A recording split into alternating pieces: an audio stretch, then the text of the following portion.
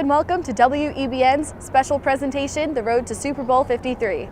I'm Carly Dion. And I'm Brian Danoff. We're here outside Mercedes-Benz Stadium in Atlanta, Georgia, and stop me if you've heard this before, but the New England Patriots are Super Bowl champions. That's right, Brian. In a rematch of Super Bowl 36, the Pats once again defeated the Rams, earning them their 6th Lombardi trophy, tying the Pittsburgh Steelers for the most in NFL history. And just months after the Red Sox won the World Series, Boston was treated to yet another duck boat parade to celebrate the city's 12th championship of the century.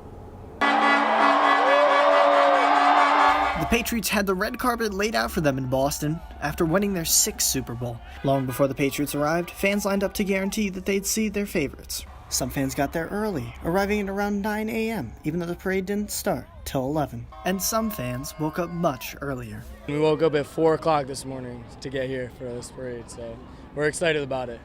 They paraded down Boylston Street in duck boats as thousands celebrated the team. For Sydney Furman, who's from Central Massachusetts, it was her first parade. There's a lot more people than I thought. I mean, it's kind of cool to see so many people supporting the Patriots. But for others, the parade and the Super Bowl victory are commonplace. That's just a privilege of living in New England. A lot of championships. It's nothing for us. It's easy. Proud to be from New England and glad to be here. Just every time when our husbands got together, anything Patriots we went to together, and so here we are without them, which is even better. Yeah, it's a lot of fun. Many who attended skipped work or school in order to support their team. Yeah, we're missing school, but it's okay. Fans came to see their idols. Gronk! We love Gronk! Brady. Probably Brady. And Obi Melafano. Oh yeah, Obi. If Obi's here. Preach what they've learned. Never, ever, ever, ever will I ever doubt the GOAT. But everyone came to enjoy their team's victory. We're still here. We're still here! For WEBN, I'm Matthew Grady.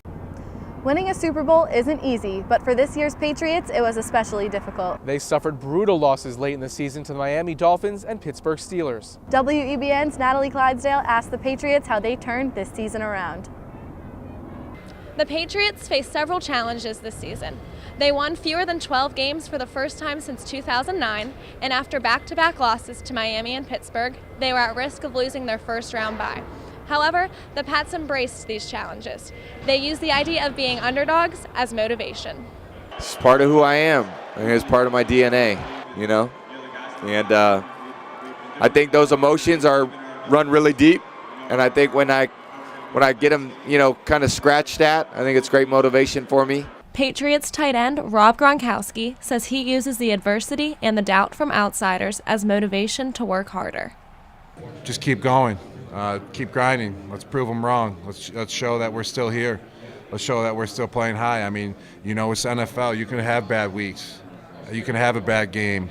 You can have a couple games that are bad, but we're going to still keep fighting, and we're not going to give up. Patriots cornerback Jason McCourty says he is able to stay optimistic throughout the turmoil. I think a belief in one another has made it easy to stay positive. Nobody was ready to give up on each other. Guys were just focused on how we can improve and how we can get this thing right. This underdog mentality paid off for the Patriots as their Super Bowl champions once again. From Atlanta, I'm Natalie Clydesdale, WEBN Sports. Patriots offensive line coach Dante Scarnecchia has seen a little bit of everything in his nearly 5 decades in the NFL. He's a great coach. He's very detail-oriented, and he's able to communicate what he wants from his players really well, and he just loves the game, and I've been very fortunate to play for him. Right guard Shaq Mason says Scarnecchia has done wonders to make him a better lineman. He's improved my game tremendously. I mean, just from, fine detailing small things and just taking the time to just, coach up each individual player. I mean, not just me, just the time he takes out and, how much he cares about, getting everybody better. Coach Scarnecchia acknowledges how well his linemen have played down the stretch, but he says getting better is always the goal. I hope our best is yet to come. I don't know if we peaked at the right time. Obviously we've run the ball pretty good and we've thrown the ball pretty good, and and we have protected pretty good. Coach Scarnecchia announced that he'd return to the Patriots next year, his 47th in pro football. In Atlanta, I'm Tyler Englander, WEBN Sports.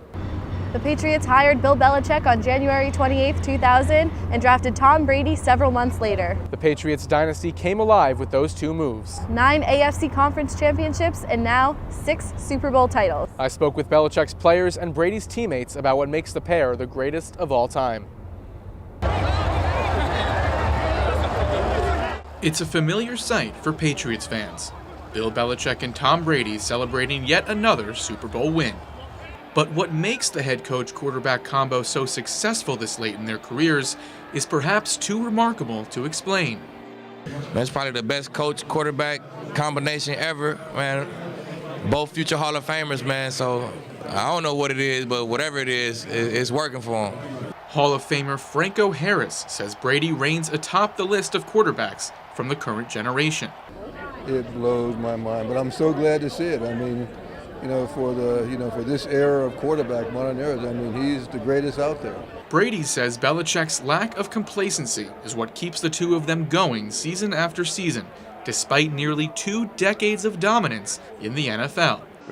We've had a great relationship for a long time. It's focused on winning and doing the best for the team. And, he's so consistent, gives us great leadership every day. His urgency's always there. He keeps the pressure on us.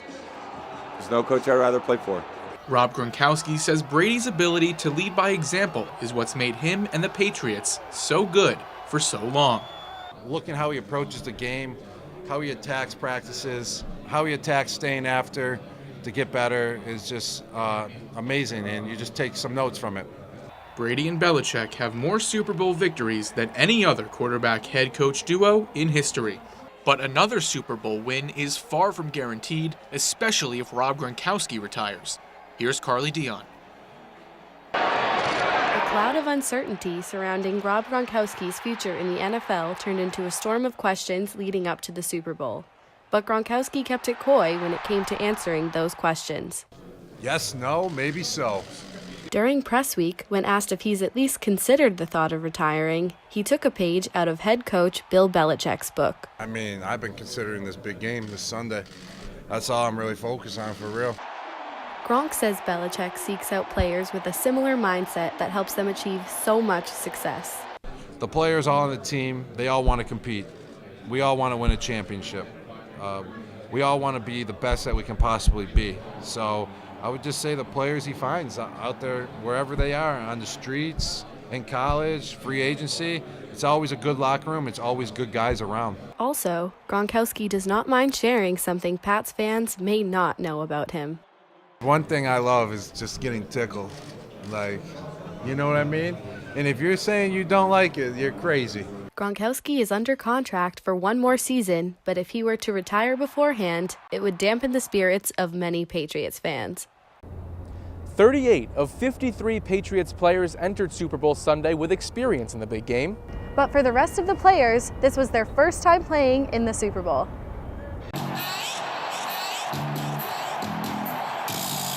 Few professional sports experiences compared to the Super Bowl.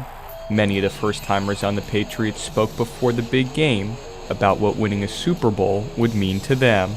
This is the ultimate goal to, be able to be a part of, a championship team and winning. And it would be surreal for me to be able to accomplish that with the team that I grew up watching. Melifonwu is from Grafton, Massachusetts, just 35 miles from Gillette Stadium. As for wide receiver Cordero Patterson, winning a Super Bowl is bigger than himself.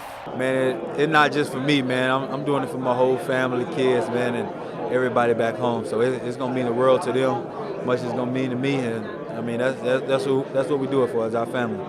Cornerback Jason McCourty won his first Super Bowl after watching his twin brother Devin play in 4 of them. For 4 years on the outside looking, standing in the driveway, looking in the window, and now to actually be able to experience all the different things he told me about over the years of what this is like and what's that like, and now to actually be here and experience it with him has just been special. Now that these players have their first ring, they'll be looking for their second next season. In Atlanta, Tyler Englander, WEBN Sports. Coming up on WEBN's special presentation, The Road to Super Bowl 53, we look at how the Rams reestablished themselves as an NFL powerhouse. Plus, Commissioner Roger Goodell's thoughts on the current state of football. Stay tuned.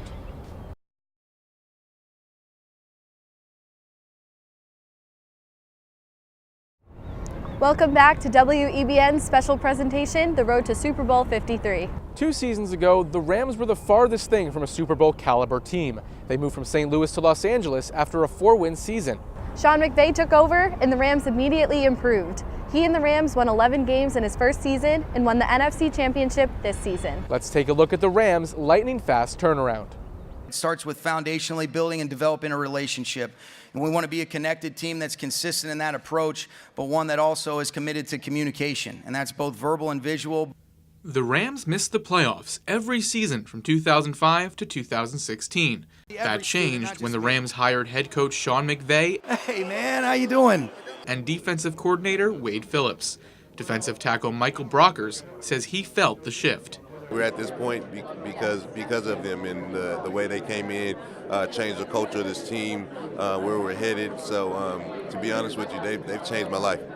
Quarterback Jared Goff believes the Rams were not held accountable for their poor play until McVay arrived. I think Sean's brought in, a tremendous amount of accountability, and starting from the top down, I think everything he's done with the culture and bringing in the right type of people and bringing in people that you can count on. The Rams went 11-5 in McVay's first season, breaking the 12-year playoff drought. They lost in the wild card round, but used it as motivation for this season, and it led them all the way to the Super Bowl. Throughout OTAs, this wasn't something we hoped for. It was something we kind of expected. The Rams may have lost the Super Bowl, but a winning culture has been installed in Los Angeles. With most of the team's key pieces under contract for next season, the Rams will again be looking for redemption. All signs point to Rams head coach Sean McVay representing the future of football. Teams are falling over themselves trying to hire young, energetic, and stat-driven coaches. So we asked Rams players what it's like having the original while their competitors search for copycats. At age 33, Sean McVay is the youngest head coach in NFL history to lead a team to the Super Bowl. However, age is just a number. In 2 years, he's taken the Rams from being 4-12 to 13-3 and NFC champions. And in the process, he's earned the respect of his own players and Patriots head coach Bill Belichick.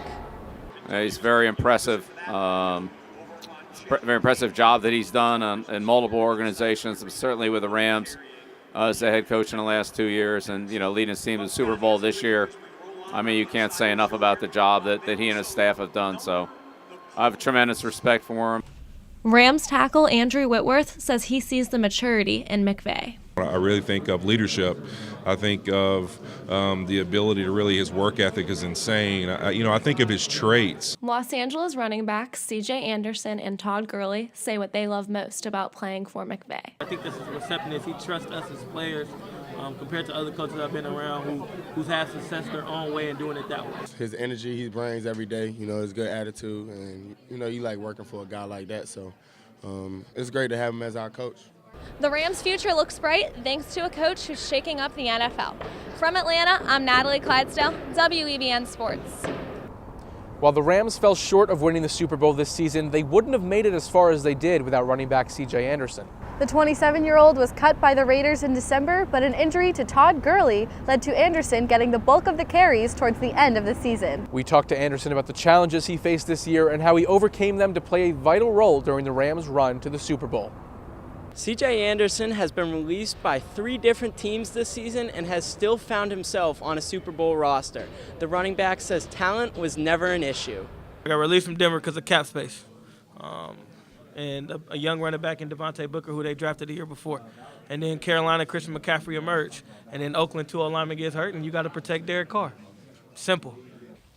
Anderson persevered in his first 2 games with the Rams. He proved his worth by rushing for a combined 299 yards. You got to believe in yourself and believe in your talent and what you can do. So, obviously being released from 3 teams wasn't because of talent. So it's kind of easy to transfer over because it wasn't like teams were saying you're not good enough. It was just circumstances. Anderson filled a major role with Todd Gurley injured. The NFL MVP candidate says Anderson's experience is helpful for the team. He's always giving advice, man. Whether he's just giving us little quick tip notes or something like that, or just talking about his experience. So just to have a guy like that who's been to 2 Super Bowls, won a Super Bowl, played in Pro Bowls and stuff like that. The journeyman's impact in the final few weeks of the season may be good enough to earn himself a contract this summer, as he will be an unrestricted free agent. From Atlanta for WEBN Sports, I'm Max DeLuca. Coming up, the sights and sounds of Atlanta's first Super Bowl in 19 years. And who took home some of the biggest awards of the season at the NFL Honors? Find out after the break.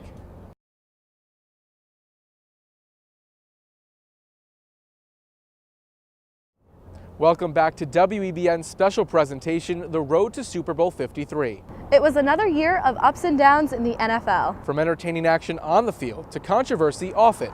Commissioner Roger Goodell gave his thoughts on the current and future state of the NFL in his annual Super Bowl press conference. Roger Goodell held his annual press conference where he was asked questions about the missed call in the NFC Championship game, Colin Kaepernick, and NFL expansion. Our clubs are the ones to make decisions on players that they want to have on their roster. Individual clubs make decisions that maybe another club won't do, and they all want to win. 2016 was quarterback Colin Kaepernick's last season in the NFL. That season, he was protesting police brutality and social injustice during the national anthem. He has said that he still wants to play in the NFL. Another big story from the day was the NFL continuing its global growth in China. Just in the last few weeks, talking about some very exciting ideas, not just around a regular season game, but using media and using partnerships to expand our game. I believe that's moving very quickly in a very positive way. Goodell responded to the highly documented lack of a pass interference call toward the end of the NFC Championship game. We also know our officials are human. We also know that they're officiating a game that moves very quickly and have to make snap decisions under difficult circumstances. And they're not going to get it right every time. Roger Goodell said that his committee will look into ways to make sure that the correct call is made in the future. In Atlanta for WEBN Sports, I'm Max DeLuca. The Super Bowl was a business trip for the Patriots and Rams, but for the rest of the NFL, it was all fun and games the night before the big game.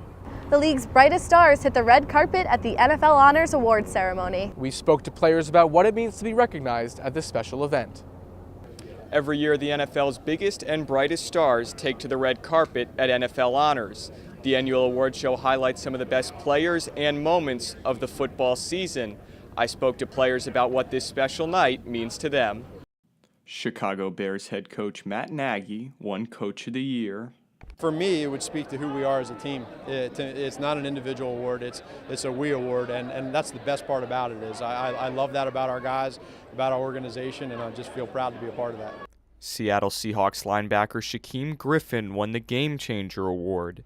It recognizes positive contributions to the sport of football. I mean, it's an amazing feeling, being able to set a stage and be able to be on a platform to be able to show everybody, what I can do, and be able to show kids that you can do whatever you want. It's just put me on that cloud of just being able to do whatever I need and be able to inspire everybody.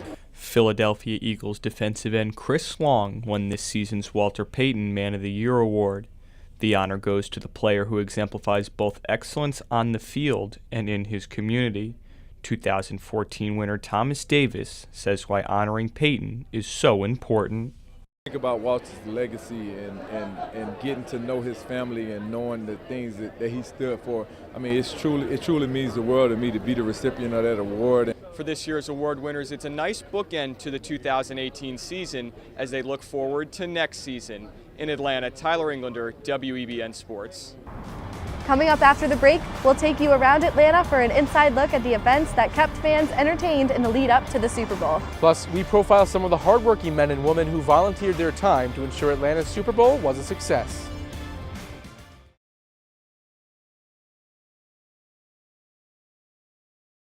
Oh, man. Devin and Jason McCourty of the Patriots are the first ever twins to play as teammates in a Super Bowl. Jason says what this experience with his brother means to him. Years from now, we'll talk about how incredible this experience was and what it meant for us and how cool it was to come down to the Super Bowl, have our wives and kids down here together. Jason's first year in New England was particularly special. It was also his first ever Super Bowl appearance in his 10-year career in the NFL. Jason says he never lost faith in the team, despite the challenges the Patriots faced. For me, I was 0-16 last year, so for me, this has been a positive experience through and through from winning the first game of the season. So it's never been any doubt. For me, it's just been about how can I do my part to help us get better. As for Devin, this was his 4th Super Bowl appearance with the Patriots. But getting to share Super Bowl 53 with his brother has made it his most special one yet. But nothing tops this, just hanging out with him and for years telling him all the different things that'll happen, and now him experiencing it from the player side and not from coming as my brother has really been a lot of fun. Yes, that's Devin and his brother's number 30. Their mother, Phyllis Harrell, loves their personalities and is their biggest fan. So proud as a mom. I couldn't be prouder. I like to think that I won't say better, they're just as good on the field as off the field. The McCourty brothers plan to enjoy their time with family in the off-season. Have you ever dreamed of meeting your favorite players, kicking a field goal, or getting up close and personal with the Lombardi Trophy? Of course, and you can do it all at the Super Bowl Experience, best known as the NFL equivalent of Comic-Con. Check it out. We've been here 4 hours. I've extended the car parking as far as it can go. The Super Bowl Experience is every fan's dream. In the week leading up to the big game, the interactive theme park offers everything from kicking field goals to seeing the Lombardi Trophy in person, and everyone has their favorite event. I like the bling bling helmets. If I was playing football, and be running around with those on. I like the virtual reality one. They have football players and they tell what it's like to be at the game, and how football players basically train before they start the game. While the Super Bowl Experience is known for its activities and games, many people enjoy the atmosphere and all the different fans that come from around the country to see what the experience is like. We got fans of the Chargers, fans of the Saints, fans of the Rams, fans of the Cleveland Browns. All 32 NFL teams are really here, and they're supporting each other, and they're here to love and support the NFL, so I love it. Ciante Davis says the best part of Atlanta hosting the Super Bowl is having so many people visit. Just everybody being in the city and the city just being lit. It gives us a reason to kind of come together and celebrate. The Super Bowl Experience started in 1992 and continues to bring fans together. For WEBN Sports, I'm Max DeLuca. Hosting a Super Bowl is no easy task and requires so much hard work from so many people. Thousands of Georgia natives volunteered their time to make sure Atlanta's Super Bowl was a success. We asked a few volunteers about why serving their community is so important to them. Super Bowl volunteers are the backbone of the entire week. They're here to greet people, help with directions, and most importantly, keep people safe. I just love to make sure, again, that people are safe, as well as to enjoy the experience, because that's why they came. City officials stated that there were 10,000 volunteers during Super Bowl week. They worked 3 shifts each. Many say they volunteered to show the rest of the country how they welcome visitors. You know, Atlanta is all about hospitality. The South is about hospitality. So I think that, it's just showing everybody what Atlanta is. We're the Hollywood of the South. Others said they volunteer because they think it's important to give back to the community. I feel like if anyone owes your community anything, it's you. I've got hometown pride, and I'm just like, I just want to give back. And it's about hospitality, showing everybody what Atlantans are made of. Many volunteers said that they hope Atlanta will host more major sporting events in the future. From Atlanta, Natalie Clydesdale, WEBN Sports. Every Super Bowl host city has its own unique culture, and Atlanta is no different. Enjoy some of the sights and sounds of Atlanta's first Super Bowl in 19 years.